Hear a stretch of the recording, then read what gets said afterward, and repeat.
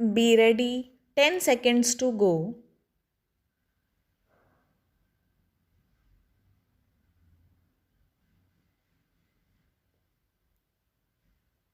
Start. Sir, I am not going to say who is right and who is wrong.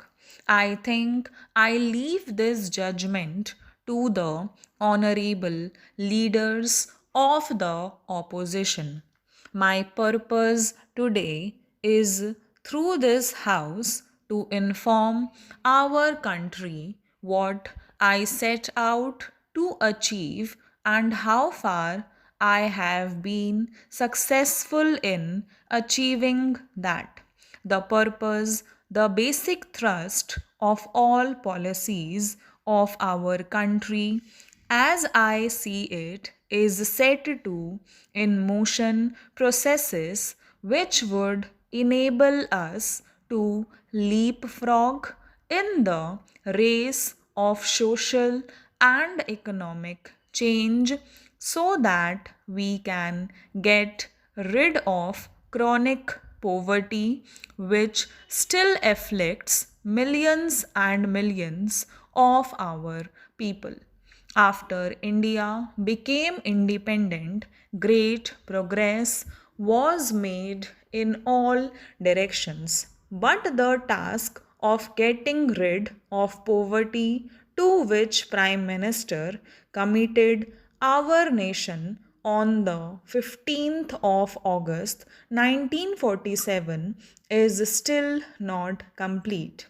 When I presented my first budget as finance minister in 1991, I had then referred to both houses of parliament, quoting that no power on earth can stop an idea whose time had come, and I had then suggested to this august house and the other house that the emergence of India as a major global power happens to be one such idea whose time has come, and that is the goal that our government has sought to work on to realize.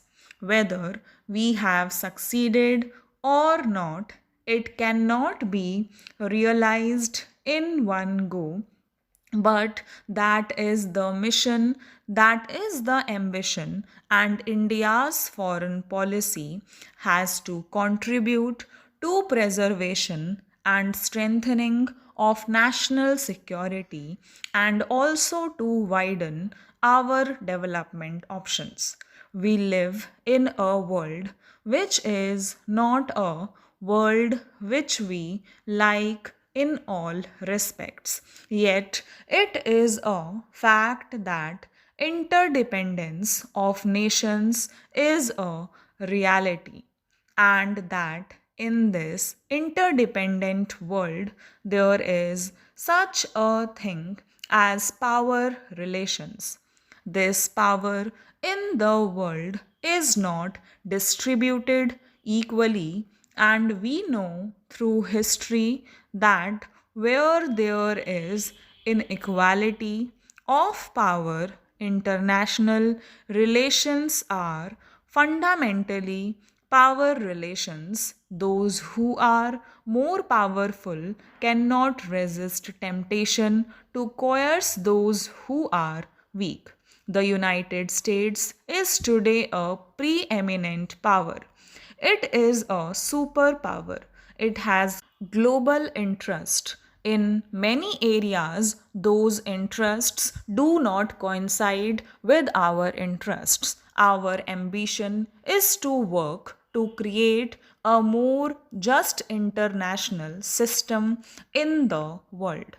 Our country today is admired all over the world.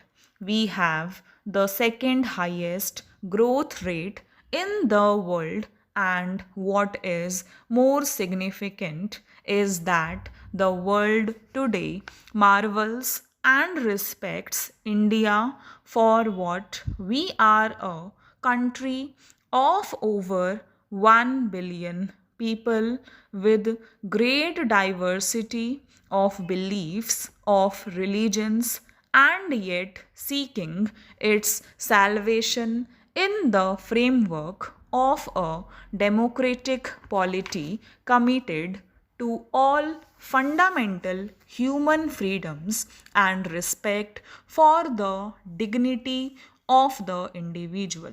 Therefore, there are opportunities in this unequal system that we have to contend with, and I sincerely believe working with the United States to explore areas of convergence of interests is in our national interest.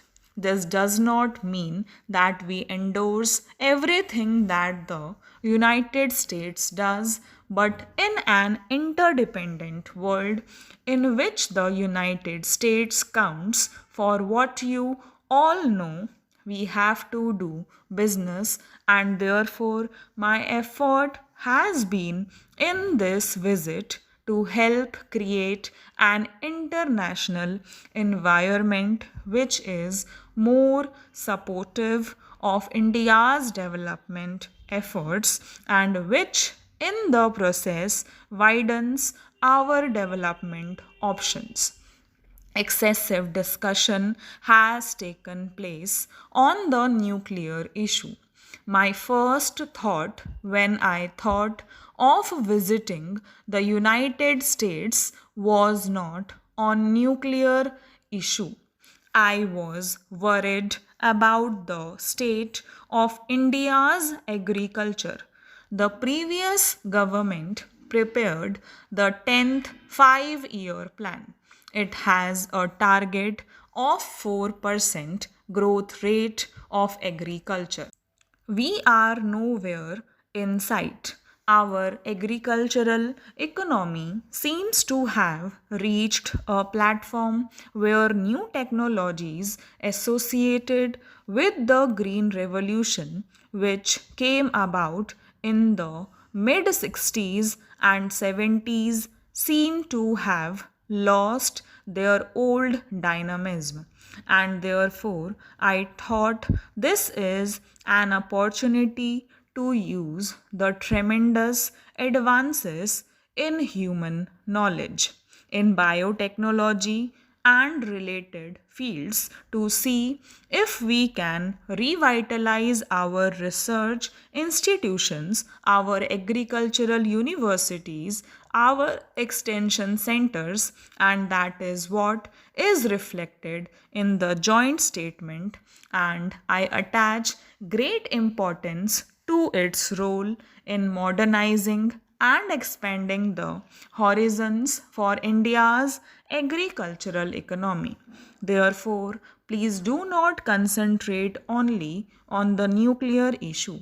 Then there is this tremendous infrastructure bottlenecks. The tragedy of Mumbai is very much before us. How inadequate infrastructure has created such a human misery in this premier financial capital of our country. This could happen to any other city. We have been very negligent of infrastructure management.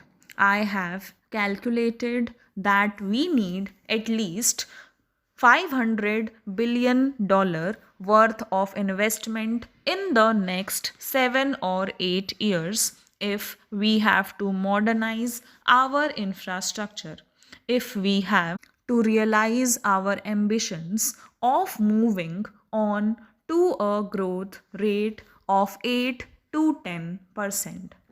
Stop.